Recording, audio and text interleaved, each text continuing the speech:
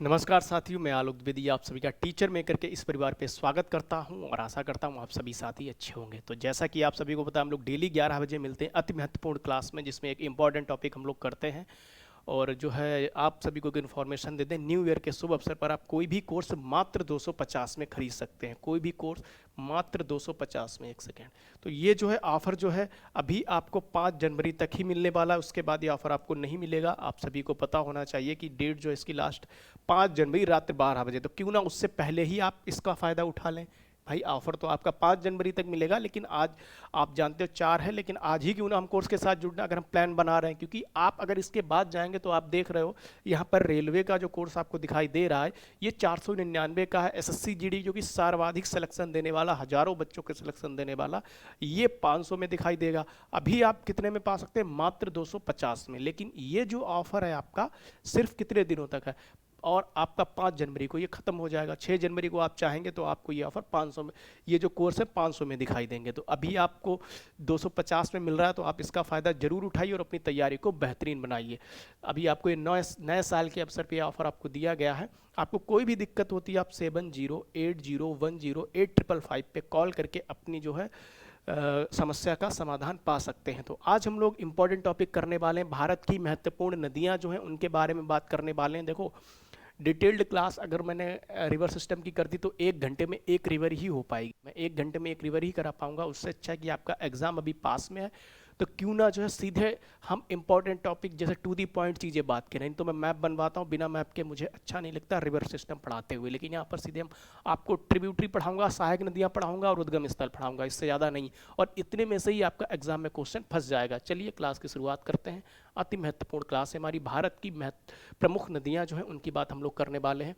तो सिंधु जो है आप सभी को पता होना चाहिए, तिब्बत में कैलाश पर्वत में, बोखरचू निकट हिमनस से, और जो है सतलज ब्यास। आपको क्या याद रखना है? इसकी सहायक नदियां याद रखनी है, सतलज, ब्यास, रावी, चेनाब, यास्कर, श्योक, गिलगित और झेलम। इंपॉर्टेंट है, आप सभी को पता होना चाहिए। उद्गम स्थल आपको पता होना चाहिए, बोखरचू निकट के हिमनस से इंपॉर्टेंट है, मोस्ट इंपॉर्टेंट। और इसकी लंबाई टोटल जो है वो 2880 किलोमीटर है। कितनी है? 2880 किलोमीटर। ध्यान रखना है इस चीज़ का। हालांकि लंबाई वगैरह का चांस कम है, आपसे सिर्फ उद्गम स्थल पूछेगा और ट्रिब्यूटरीज पूछेगा, इससे ज़्यादा नहीं पूछने वाला आपके एग्जाम में। ठीक है। झेलम नदी की बात कर लें तो झेलम नदी जो है पीर पंजाल गिरपत में बेरीनाग झरने से, और यहाँ पर किशन गंगा, मोस्ट इंपॉर्टेंट नाम याद रखना, किशन गंगा, ये पूछा जा सकता है। ठीक है, किशन गंगा, लिदार, करवेश पूछ। चेनाब नदी की बात करेंगे तो चेनाब नदी मोस्ट इंपॉर्टेंट है, ध्यान रखना है। यहाँ पर बारालाचा दर्रा से केलांग के निकट जब चंद्र और भागा के मिलने से चेनाब नदी, यहाँ पर चेनाब नदी इंपॉर्टेंट है, एग्जाम में पूछा जा सकता है। एक सेकेंड रुकेंगे जरा।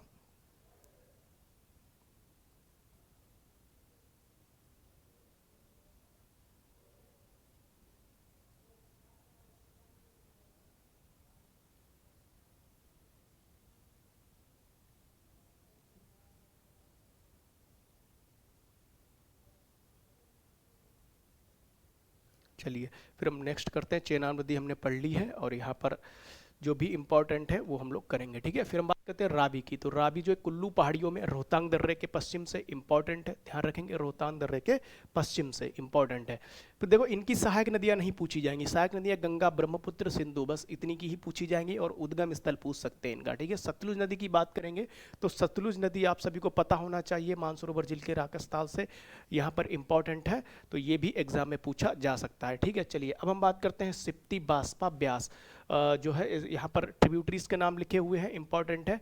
और बाबलपुर के समूह, मीठनपुर कोट, इंपॉर्टेंट है, एक भी एग्जाम में आपके पूछा जा सकता है। ब्यास नदी की बात करेंगे तो रोहतांग दर्रे के पास ब्यास कुंड से, मोस्ट इंपॉर्टेंट है। देखो, रिवर सिस्टम मैं अगर पढ़ाऊंगा तो आपको इतने अच्छे से समझा दूंगा कि पूरा मैप मुझे पता है। रिवर मतलब रिवर सिस्टम मैप से ही मैं पढ़ाता हूँ हमेशा, और एक एक रिवर का मैं मैप बनवाता हूँ। जैसे मैं अगर सिंधु नदी का पढ़ाने शुरू कर दूँ तो मैप से आपको बहुत अच्छे समझ में आने वाला, लेकिन इतना टाइम नहीं है, 10-15 मिनट की क्लास होती है।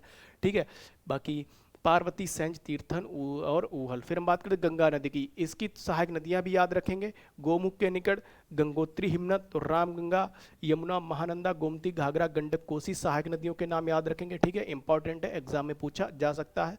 एग्जाम में पूछा जा सकता है यहाँ से क्वेश्चन। यमुना नदी इंपॉर्टेंट है, उद्गम स्थल पूछा जा सकता है, बंदरपूर में पश्चिमी ढाल पर स्थित यमुनोत्री हिमानी से, ठीक है, याद रखेंगे। प्रयागराज में गंगा नदी में, आप सभी को पता है।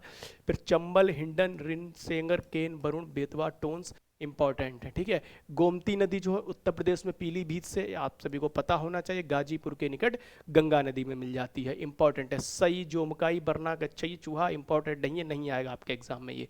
घाघरा नदी यहाँ पर तिब्बत के माम चंचगो हिमनस से और छपरा के निकट गंगा नदी में, इंपॉर्टेंट है, ध्यान रखेंगे। और राप्ती, शारदा, तिला सेती, बेरी। तो यहाँ पर गंडक की बात करेंगे तो नेपाल हिमालय में धौलागिरी व माउंट एवरेस्ट के बीच से सोनपुर पटना के निकट गंगा नदी में, ठीक है। काली गंडक, त्रिशूली गंगा। नेक्स्ट हम लोग करते हैं यहाँ पर कोसी नदी, तो उधर ट्रिब्यूटरीज लिखी हुई हैं। कोसी नदी तिब्बत में माउंट एवरेस्ट के उत्तर से भागलपुर जिला में काढ़ा गोला गढ़, यहाँ पर ये भी इंपॉर्टेंट है, ठीक है, गंगा नदी में, ठीक है। ये सारे एग्जाम में पूछा जा सकता है। सन कोसी, तामू कोसी, लिच कोसी, ठीक है, इंपॉर्टेंट है। नेक्स्ट हम लोग करते हैं यहाँ पर नेक्स्ट चंबल नदी। चंबल नदी मालवा पठार के महू के निकट से, हाँ, दक्षिण पश्चिम यहाँ पर लिखा हो गंगा नदी में, ठीक है, अभी मैंने जस्ट बताया है। फिर चंबल नदी की बात करेंगे तो मालवा पठार में महू के निकट से इटावा के पास यमुना नदी में, इंपॉर्टेंट है।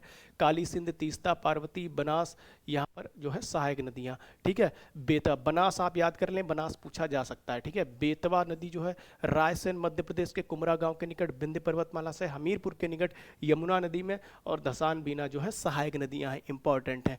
केन नदी जो है आप बनास याद कर लो, चंबल की पूछी जा सकती है। केन नदी है सतना जनपद मध्य प्रदेश में कैमूर पहाड़ियों में, चिल्ला बांधा में, यमुना नदी में, कयान, सोनार, उर्मिल, ये ट्रिब्यूटरीज हैं। सोन नदी अमरकंटक की पहाड़ियों से आरा के निकट गंगा नदी में, और महानदी घग्गर, गोपत, रिहंद, ठीक है, इंपॉर्टेंट है। फिर हम बात करते हैं नेक्स्ट दामोदर नदी, छोटा नागपुर के पठार पलामू से फुल्का के पास हुगली नदी में, और बराकर, कोनार, जमुनिया जो है सहायक नदियां हैं, ठीक है। ब्रह्मपुत्र नदी मोस्ट इंपॉर्टेंट है, इसकी सहायक नदियां भी आपको याद रखनी। मानसरोवर झील के निकट चेमा, युंगडुंग, हिमनत से इंपॉर्टेंट रखना उद्गम स्थल, ठीक है। फिर जो है दिवांग, लोही, सुबनसिरी, धनसिरी, मानस, तीस्ता, बुढ़ी, कामेंग, ठीक है। तो ये भी इंपॉर्टेंट है, ये एग्जाम में पूछा जा सकता है। तो ब्रह्मपुत्र भी पढ़ लिया, गंगा भी पढ़ लिया, इससे ज़्यादा इतना ही पढ़ लो, यहीं से क्वेश्चन आपका एग्जाम में फंस जाएगा, ठीक है। बाकी ये जो टॉपिक है मैंने वहाँ भी पढ़ाया हुआ है, एसएससी मेकर में, वहाँ भी पढ़ा रखा है। सिंधु नदी यहाँ पर तिब्बत में कैलाश पर्वत है, बोखरचू निकट हिमनत से, सतलज, ब्यास, रावी, चेनाब, जास्कर, श्योक, झेलम, गिलगित सहायक नदियाँ। झेलम जो है पीर पंचाल गिरपत में स्थित बेरी नागशेष झरना से, तो यहाँ पर तिम के निकट चेनाब नदी में किशनगंगा। चेनाब नदी की बात करेंगे तो बारालाचा दर्रा, और रावी, चंद्रभागा, तावी, नीरू, कलनई, ठीक है। फिर हम बात करते हैं रावी नदी कुल्लू पहाड़ियों में रोहतांग दर्रे के पश्चिम से, ठीक है। फिर सतलुज नदी मानसरोवर झील के निकट राजस्थान से, तो ये भी इंपॉर्टेंट है, ये भी एग्जाम में पूछी जा सकती है, ठीक है, ये भी एग्जाम में पूछी जा सकती है। एक सेकेंड,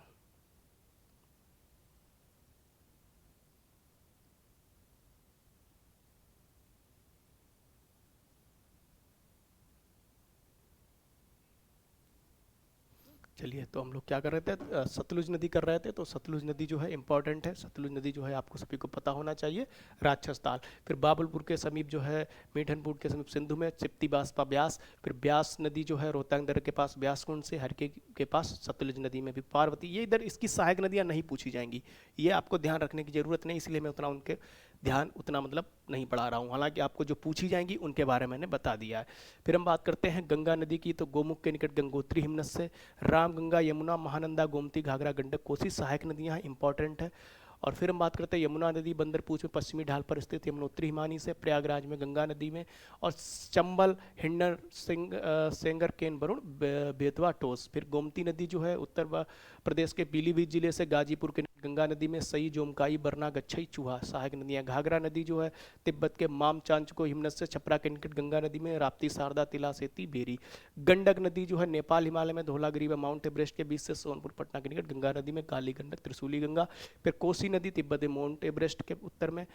हालांकि ये जो है पूछा जा आपके एग्जाम में मुश्किल है, क्योंकि ये साथ थोड़ा सा जो बच्चे एनडीए सीडीएस की तैयारी कर रहे हैं उनमें ज़्यादा पूछा जाता है डिटेल में, ठीक है। नेक्स्ट हम लोग करते हैं यहाँ पर चंबल नदी मालवा पठार में महू के निकट से, इटावा के पास यमुना नदी में, काली सिंध, तीस्ता, पार्वती, बनास सहायक नदियाँ। बेतवा नदी जो है रायसेन मध्य प्रदेश के कुमरा गाँव के निकट विंध्य पर्वतमाला से, हमीरपुर के निकट यमुना नदी में, दशान बीना सहायक नदियाँ। केन नदी 427 यहाँ पर सतना जनपद मध्य प्रदेश में कैमूर पहाड़ियों में, चिल्ला बांधा में, यमुना नदी में, क्यान, सोनार, उर्मिल। फिर सोन नदी की बात करेंगे अमरकंटक की पहाड़ियों से आरा के निकट गंगा नदी में, महानदी घग्गर, गोपत, रिहंद इंपॉर्टेंट है। दामोदर नदी छोटा नागपुर पठार के पलामू से, बराकर, कोना कोनार, जमुनिया, फिर ब्रह्मपुत्र नदी, चेमायुंडुंग ग्लेशियर, दिबांग, लोहित, सुमनश्री, धनश्री, मानस, बूढ़ीदिंग, कामेंग, ये सारी किसकी सहायक नदियाँ? ब्रह्मपुत्र नदी की सहायक नदियाँ हैं। तो ये इंपॉर्टेंट टॉपिक था जो कि आपको पढ़ाना जरूरी था। इतना ही पढ़ लेंगे आपका एग्जाम में क्वेश्चन फंस जाएगा, ठीक है।